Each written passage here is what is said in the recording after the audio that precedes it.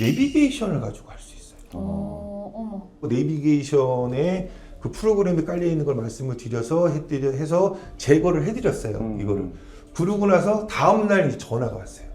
우리 남편이 난리가 났어요. 내비게이션을 띄웠다.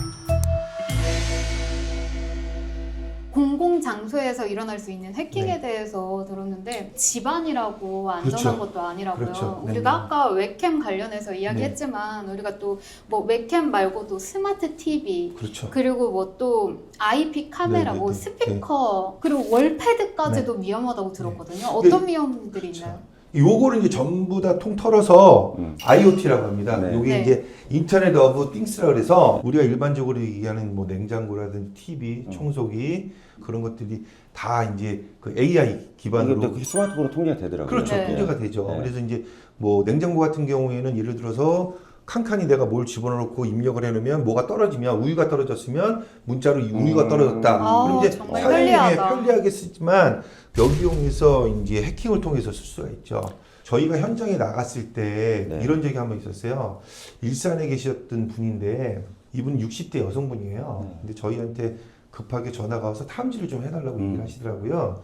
그래서 저희가 이제 현장에 나가서 보니까 이분이 이제 60대인데 사별을 하셨어요. 사별을 하셔서 이제 남자친구가 계시는데 이분 남자친구가 약간 스토커적인 성향이 좀 있어서 집에 이제 함부로 들어오고 자기가 없을 네, 때 네, 네. 집에 들어와서 TV가 이렇게 앞에 있는데 TV 앞에 밑에 보면 이제 일반적으로 단이 있지 않습니까? 네, 이렇게. 네, 네. 근데 그분은 어항이라든지 이런 화단 꾸미는 걸 좋아하시고 그 앞에다 그거를 이렇게 만들어 놓으셨어요. 근데 그 남자분이 오시면 꼭 그 앞에 앉는데요. 네? 아.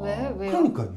그 다음에 이제 이 뒤쪽이 소파가 있을 거잖아요. 그러니까 대부분 집에 오면 소파에 앉잖아요. 그렇죠. 소파에 앉고 대부분 이제 여성분들이 뭐 음식을 한다든지 이렇게 하는데 음식을 하면서 보고 있으면 꼭 이분이 요렇게 꼭 그 앞에만 앉아 있는다 이거예요. 꼭. 너무 수상한데요? 그렇죠. 너무 수상하죠. 근데 이분이 자기가 몇 시에 들어가고 몇 시에 나가는지를 이 남자분이 정확히 안다는 거예요. 되게 웃기잖아요. 이게. 무섭다. 그래서 이 여성분이 의뢰자분이 저희한테 의뢰한 내용이 여기에 몰래 카메라를 해놨을 것이다. 아.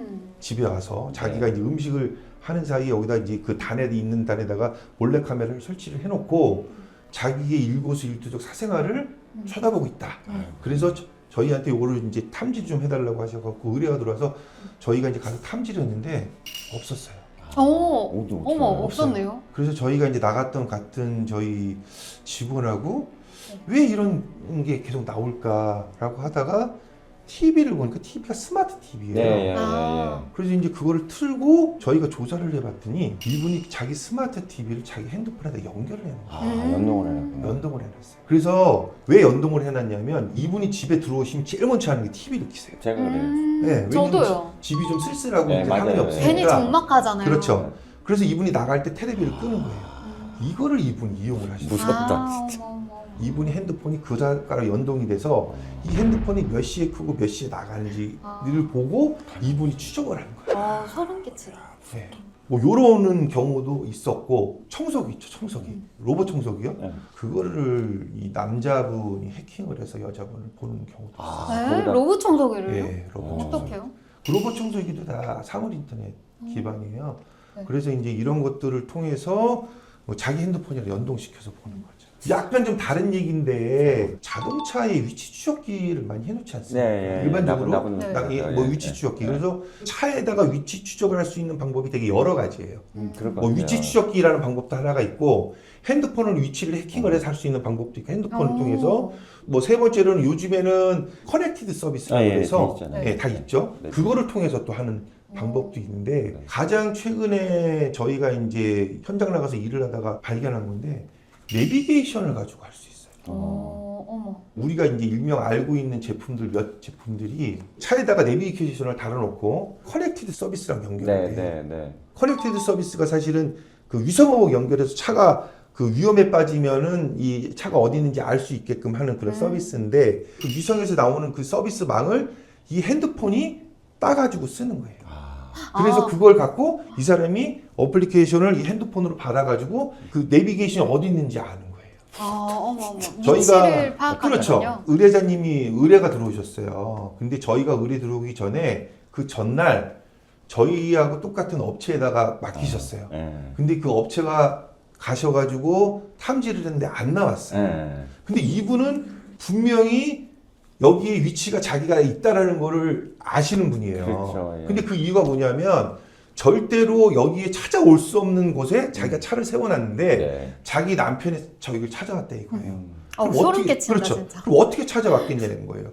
그래서 이분이 그걸 저희한테 의뢰를 하셨어요.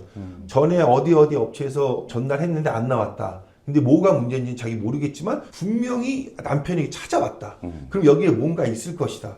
그래서 저희가 이제 그 장비를 대놓고 일반적으로 이제 검사를 했는데 없어요. 그래서 저희가 이제 쭉 여러 가지를 아까 전에 있었던 핸드폰도 검사해드리고 여러 가지 다른 검사를 검사하다가 그 제품이 나온 거예요. 내비게이션. 그래서 그거를 말씀을 드렸더니 그 여자분이 깜짝 놀라시면서 달고 싶어서 단 게 아니라 그 의심되시는 분이 전 남편이셨어요.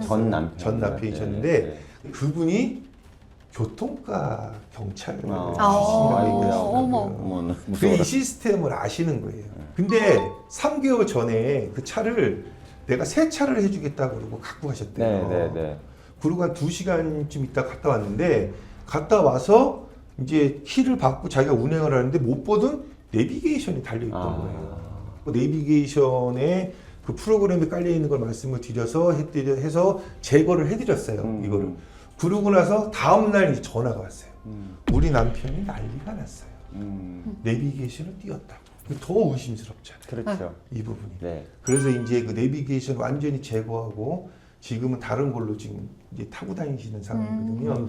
그러니까 이렇게 지금 AI 기반 여러 가지 그것도 이제 뭐 넓게 보면 3월 인터넷이라고 볼 수도 있죠. 맞죠. 예. 그래서 사람의 위치나 어떤 이런 것들을 이런 종류의 것들로다가 많이 이제 할 수 있는 거죠. 그러면 대표님이 보시기에 지금 IoT도 많고 스마트폰도 있고 네. 그다음에 관련된 디지털 기기가 너무 많은데 나를 지키기 위한 뭐 좀 방법 팁이 있을 거 아니에요. 비밀번호를 일단 다 걸어 놓으셔야 돼요. 비밀번호를 일단 다 걸어 놓으시고 그 비밀번호를 최소한 3개월에 한 번씩은 변경을 해주셔야 돼요. 사실 너무 귀찮아서 그렇죠. 그냥 나도 쓰게 그렇죠. 되거든요. 그렇죠. 저도 사실은 이제 비밀번호 바꾸는데 네. 요즘은 비밀번호가 6자리 또는 8자리잖아요. 뭐 대소문자도 외기도 있고. 힘들어. 너무 맞아, 힘들어요. 맞아. 이게 그래서 저는 어떻게 하냐면 6자면 이 뒤에 끝자리 2자리만 바꿔요. 일단. 일단 두 그것도 자리만. 꿀팁인데요. 사람의 기억력이라는 게 한계가 있거든요. 그러니까요. 그래서 어떤 분들은 자기가 해놨던 비밀번호를 다 적으셔가지고 제가 그래요. 그리고 저도요. 사진을 찍으세요. 사진까지는 안 찍는데. 어떤 사진 찍으세요. 네. 그럼 만약에 여기 탈취가 되면 그 비밀번호가 그대로 알려지게 되는 거죠. 네. 그래서 그것까지는 하지 말라고 말씀을 드리고 최소한 3개월에 한 번씩은 뒤에 끝자리가 됐든 중간이 됐든 앞자리가 됐든 2개 정도는 바꿔주셔라.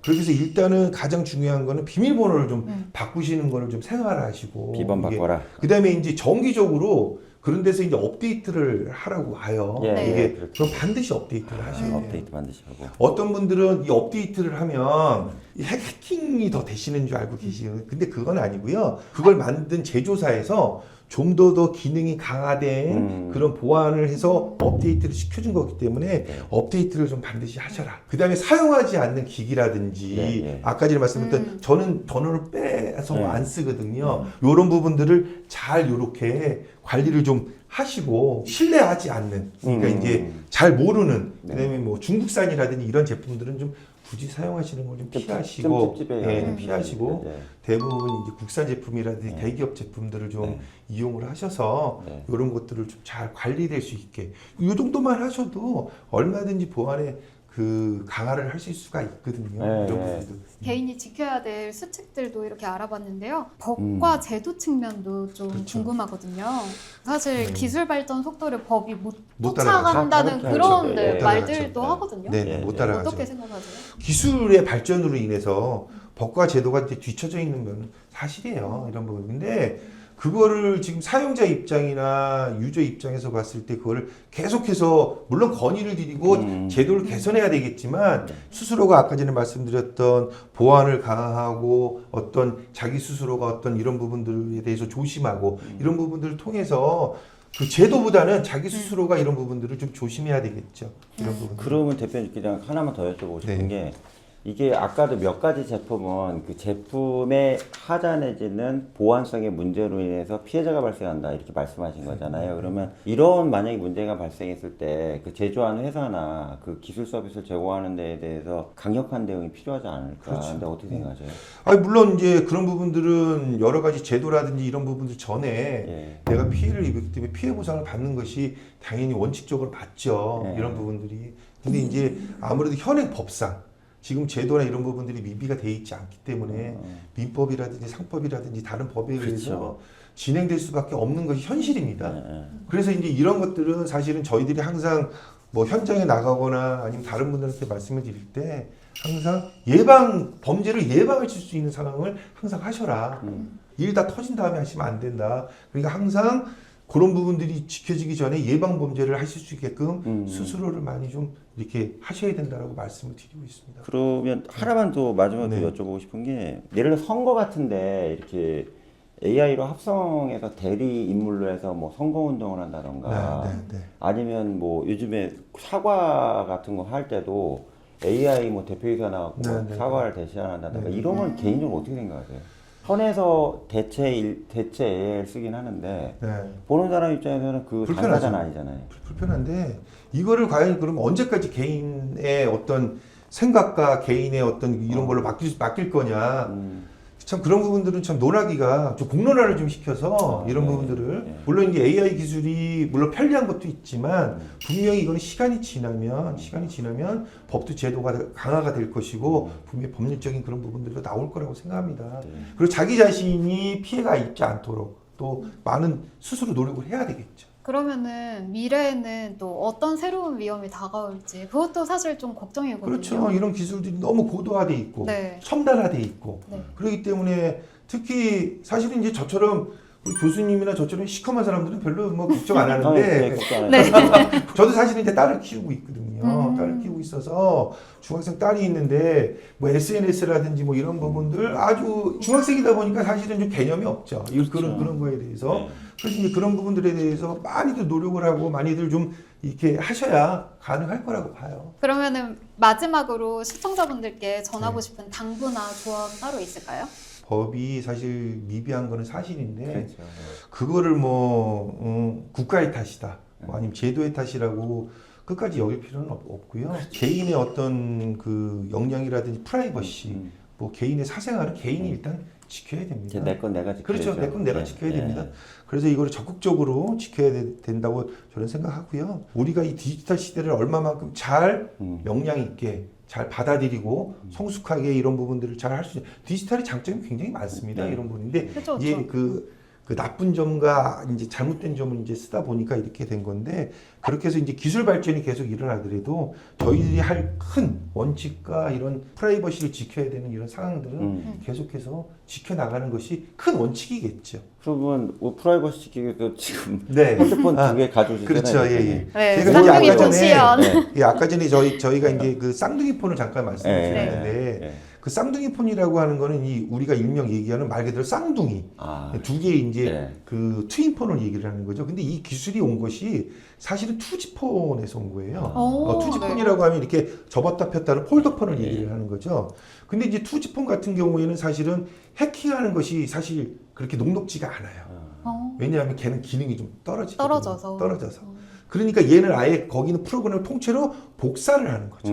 그 프로그램을 복사를 하는 거를 갖고 온 거를 보니까 트윈폰, 쌍둥이폰이라고 얘기하는 거고요. 그 기술이 요 스마트폰으로 그대로 온 거를 얘기를 하는 거예요. 근데 사실은 트윈폰을 하기가 사실은 요 스마트폰은 쉽지는 않아요. 왜냐면 시간도 오래 걸리고 네. 얘는 워낙 이 안에 많은 기술들이 깔려 있어서 가장 기본적으로 우리가 트윈폰을 검사를 하는 방법은 이렇게 켜져 있잖아요. 네, 제가 네. 이거를 네. 한번 꺼볼게요. 예, 껐죠. 제가 네. 이거를. 네, 껐네요. 그러면 꺼서 제가 이제 핸드폰으로 전화를 한번 걸어볼게요. 이 번호로 네. 열로 하는 거예요. 꺼져 있는 애인데. 이렇게 나오죠. 네. 네. 그럼 정상이에요. 이름 정상이고. 만약에 얘가 네. 트윈폰이라고 판단이 되면 네. 이걸 제 거를 껐어요. 네. 그럼 트윈폰이 하나는 지금 그대로 살아있겠죠. 똑같은 놈이 살아있는 똑같은 놈이 살아있겠죠. 네. 그럼 제가 전화를 걸었을 때 얘는 꺼져 있으니까 꺼진 채로 신호가 안 가지만 네. 이 신호가 얘한테 갈 거 아닙니까? 두 놈이 있다는 얘기죠. 그렇죠. 그럼 이쪽으로 계속 발신을 할 거 아니에요. 그럼 신호가 계속 갈 거예요. 네.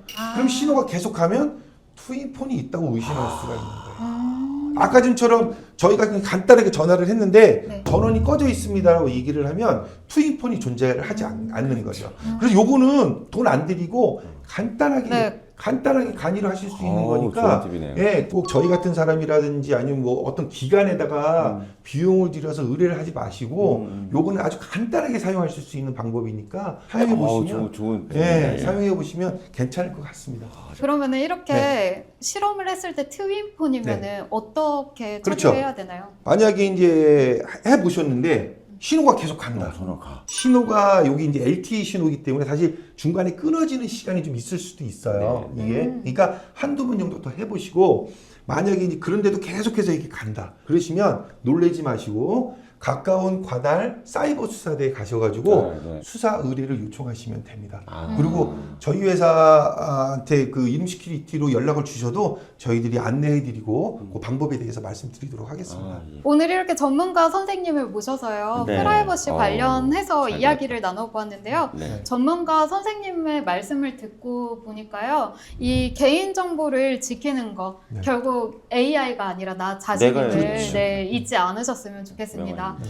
오늘 저희의 정보가 유익하셨다면요. 좋아요와 구독, 알림 설정 해주시고요. 저희는 또 다음 시간에 유익한 정보를 가지고 돌아오도록 하겠습니다. 감사합니다. 감사합니다. 수고하셨습니다. 탐정이라고 들어봤어? 맞아. 지금 생각하는 그거. 한국에도 있어. 인증받은 합법 탐정. 경찰, 변호사들에게 의뢰하려면 먼저 필요한 건 증거 수집. 그럼 어떻게? 내가 해결하고 싶은 걸 포기해? 아니, 의뢰해야지. 탐정한테. 신뢰할 수 있는 인증된 전문가만 등록되어 있는 대한민국 유일무이 탐정 플랫폼 모두의 탐정.